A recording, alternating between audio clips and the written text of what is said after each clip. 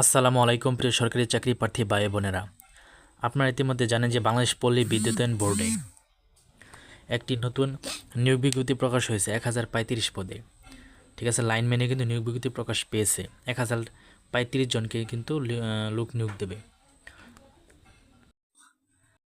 আবেদন শুরু কবে শেষ কবে বিস্তারিত আলোচনা করব, তাই অবশ্যই ভিডিওটি না টেনে পুরো ভিডিওটি দেখানো রইল। তো বন্ধুরা, 1 নম্বর শিক্ষানবিশ লাইনম্যান 1035 পদে লেখাই আছে বয়সসীমা 19/5/2026 তারিখে বয়স সর্বনিম্ন 18 থেকে বয়স 21 বছরের মধ্যে হতে হবে। পল্লী বিদ্যুৎ সমিতিতে কর্মরত প্রয়োজনীয় যোগ্যতা সম্পন্ন মিটার রিডার কাম মেসেঞ্জার শিক্ষানবিশ লাইনম্যান হিসেবে নিয়োগের ক্ষেত্রে বয়স 18 থেকে 21 বছর হতে হবে। শিক্ষাগত যোগ্যতা এসএসসি বা সমান পরীক্ষায় বিজ্ঞান বিভাগ থেকে ন্যূনতম জিপিএ 5/3 পেতে হবে আপনাকে, 5-এর মধ্যে।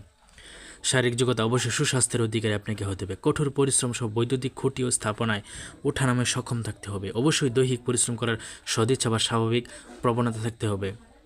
কাজের মাধ্যমে শিক্ষণ এরা আগ্রহ ও সক্ষমতা থাকতে হবে। শারীরিক উচ্চতা অবশ্যই 5 ফুট 4 ইঞ্চি হতে হবে।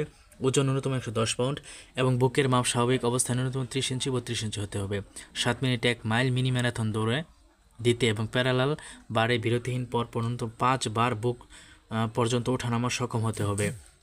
বিদ্যালয়ের শরীরচর্চা বিষয়ক ক্রীড়াকর্মে পারদর্শী প্রার্থীকে অগ্রাধিকার দেওয়া হবে।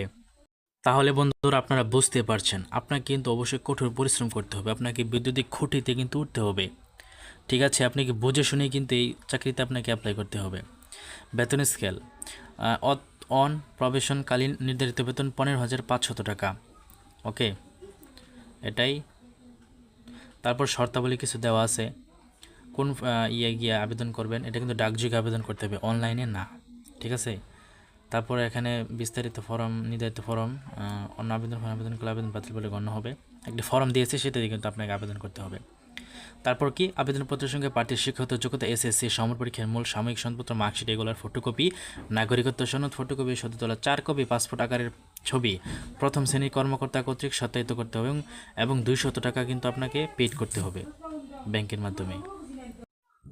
প্রার্থী কর্তৃক পত্র, তার শিক্ষাগত যোগ্যতা, অভিজ্ঞতা, জন্ম তারিখ, বয়স, স্থায়ী ঠিকানা ইত্যাদি কিন্তু আপনাকে দিতে হবে। আচ্ছা, তারপরে কিছু শর্ত দেওয়া আছে।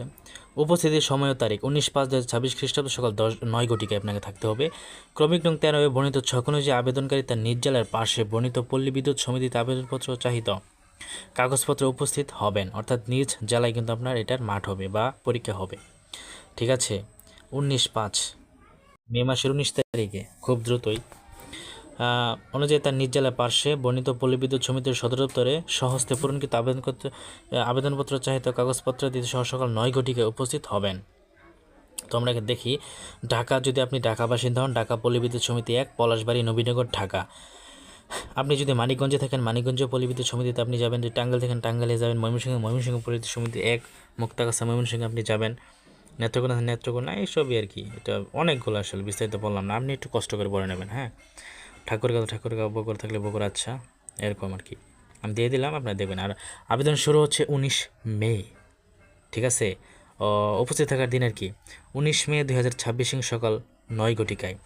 ঠিক আছে, আপনার কিন্তু 19 মে সকল কাগজপত্র নিয়ে কিন্তু পল্লী বিদ্যুৎ সমিতিতে কিন্তু আপনাকে থাকতে হবে নিজ জেলার। ওকে, আশা করি বুঝতে পেরেছেন আপনারা। তো কোনো কিছু জানা থাকলে অবশ্যই আমাকে কমেন্টে জানাবেন, আমি চেষ্টা করবো আপনাদেরকে বুঝিয়ে দেওয়ার জন্য। আমার চ্যানেলে আমি কিন্তু কোনো ভুয়া সার্কুলার প্রকাশ করি না, তাই অবশ্যই সাবস্ক্রাইব করে আমাকে সাপোর্ট করবেন। ধন্যবাদ।